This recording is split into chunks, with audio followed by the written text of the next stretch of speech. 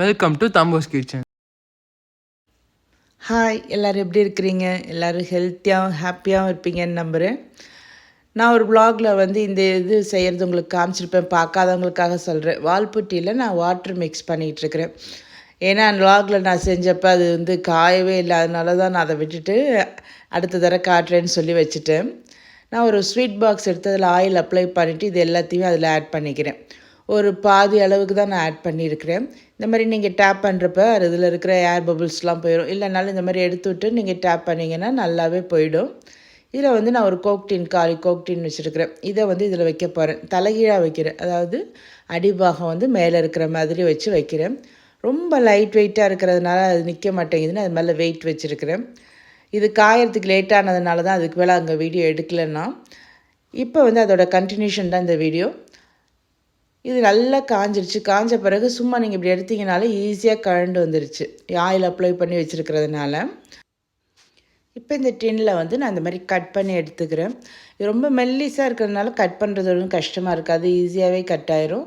இந்த மாதிரி நான் கட் பண்ணி எடுத்துட்டேன். ஆனால் எட்ஜஸ்லாம் பார்த்திங்கன்னா ரொம்ப ஷார்ப்பாக இருக்கும், கையை வெட்டிடும். அதனால் ஒரு பேப்பர் டேப் போட்டு நான் அது எல்லாத்தையுமே 4 பக்கமுமே ஒட்டிக்கிறேன்.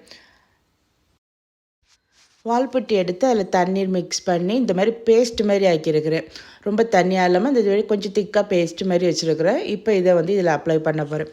நீங்கள் இதில் அப்ளை பண்ணுறப்ப ரொம்ப ஈவனாக பண்ணணும், ஸ்மூத்தாக அப்படின்லாம் இல்லை. கொஞ்சம் ரஃப்பாகவே நீங்கள் அப்படியே ஃபுல்லாக அப்ளை பண்ணி அது கவர் ஆகிற மாதிரி பண்ணால் போதும். அந்த டின்னில் அப்ளை பண்ணுறப்ப அதை அப்படியே வந்து தனியாக பண்ணாமல் கீழேயும் சேர்த்து அதை அப்படி வர மாதிரி நான் வந்து ஸ்ப்ரெட் பண்ணி தான் கீழேயும் கொண்டு வந்துட்டுருக்கிறேன். உங்களுக்கு இது பத்தலைன்னா திரும்ப கூட நீங்கள் மிக்ஸ் பண்ணிக்கலாம். அதனால் கொஞ்சம் கொஞ்சமாக மிக்ஸ் பண்ணி கூட நீங்கள் செஞ்சுக்கலாம், எந்த அளவு வேணும் அப்படிங்கிறத பார்த்துட்டு.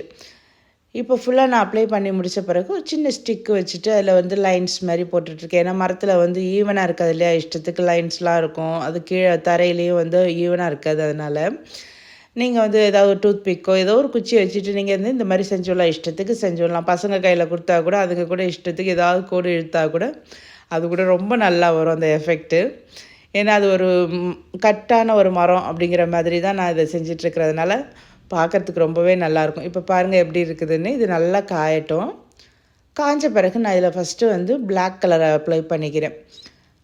அந்த ப்ரௌன் கலர் நெக்ஸ்ட் அப்ளை பண்ண போகிறேன். அதுக்கு முன்னாடி பிளாக் பண்ணிவிட்டு பண்ணையில் அதோட எஃபெக்ட் ரொம்ப நல்லாயிருக்கும். அதுக்காக தான் நான் ஃபஸ்ட்டு பிளாக் அப்ளை பண்ணிகிட்ருக்கிறேன். கீழே பண்ணலை, மேலே டின்னுக்கு மட்டும் நான் அப்ளை பண்ணி முடிச்சிடுறேன் ஃபுல்லாகவே. பிளாக் கலர் நல்லா ட்ரை ஆன பிறகு அதுக்கு மேலே வந்து நான் ப்ரௌன் கலர் அப்ளை பண்ணுறேன். அப்போ அந்த வுட்டோட எஃபெக்ட் வந்து இன்னும் நல்லாவே இருக்கும் உங்களுக்கு. அதுக்காக தான் ஓரளவு இந்த கீழிடமும் வந்து லைட்டாக பண்ணி விட்றேன். அந்த மரத்தோட வேர் இப்படி வர்ற மாதிரி இருக்கும் அப்படிங்கிறதுக்காக நான் கீழேயும் பண்ணி விட்றேன். அதுக்கப்புறம் மீதி இருக்கிற இடத்துலலாம் க்ரீன் கலர் அப்ளை பண்ணுறேன். அப்படி பண்ணையில் பார்த்திங்கன்னா கீழெல்லாம் நம்ம புல் இருக்கிற மாதிரி ஒரு எஃபெக்ட் கிடைக்குங்கிறதுக்காக நான் ஃபுல்லாக க்ரீன் கலரும் மேலே ப்ரௌன் கலரும் அப்ளை பண்ணியிருக்கிறேன். சைடு எல்லாத்தையும் இப்போ வந்து நான் பிளாக் கலர் அப்ளை பண்ணிக்க போகிறேன். டின்னோட அடிப்பாகம் தானே மேலே இருக்குது, அதில் வந்து பார்த்திங்கன்னா லெட்டர்ஸ்லாம் இருக்கும். அதை நெயில் பாலிஷ் ரிமூவர் வச்சு ஃபுல்லாக நான் க்ளீன் பண்ணி எடுத்துட்டேன். இப்போ நல்லா க்ளீனாக இருக்குது இந்த இடம். உள்ளே வந்து நான் ஒரு கேண்டிலோட அடிபாகம் இருக்குது இல்லையா, காலியான கேண்டிலோடது, அதை வச்சு அதுக்கு மேலே ஒரு கேண்டில் வைக்க போகிறேன். ஏன்னா அது வந்து நல்லா ஈவனாகவும் இருக்கும், கொஞ்சம் ஹைட்டும் கிடைக்குங்கிறதுனால. மேலே வந்து அடிபாகம் நமக்கு நல்லா குழியாக இருக்கும் இல்லையா, அதில் கொஞ்சம் தண்ணி விட்டுட்டு உங்களுக்கு என்ன ஃப்ராக்ரன்ஸ் பிடிக்குமோ அதை நீங்கள் அதில் ஆட் பண்ணிக்கலாம். நான் வந்து ரோஸ் எசென்ஷியல் ஆயில் ஆட் பண்ணிக்கிறேன்.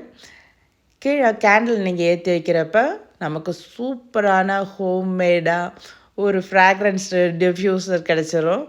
ஃபியூ செகண்ட்ஸில் நல்லா ஹீட் ஆகிட்டு வாசனை அவ்வளோ அருமையாக வந்துச்சு. இதில் நீங்கள் கற்பூரம் கூட போட்டு வச்சுக்கலாம் உங்களுக்கு பிடிச்சதுன்னா, இல்லை வேறு என்ன பிடிக்குதோ அதை கூட நீங்கள் இதில் ஆட் பண்ணிக்கலாம். ரொம்ப நல்லா இருந்துச்சு. எப்படி இருக்குது பார்க்குறதுக்கும்? எனக்கு ரொம்ப பிடிச்சிருந்தது. உங்களுக்கும் இது பிடிச்சிருக்குன்னு நினைக்கிறேன். பிடிச்சிருந்தா உங்கள் ஃப்ரெண்ட்ஸ் அண்ட் ஃபேமிலி கூட ஷேர் பண்ணிக்கோங்க. நீங்களும் செஞ்சு ட்ரை பண்ணி பார்த்துட்டு எப்படி வந்துச்சுன்னு எனக்கு கமெண்ட்ஸில் சொல்லுங்கள்.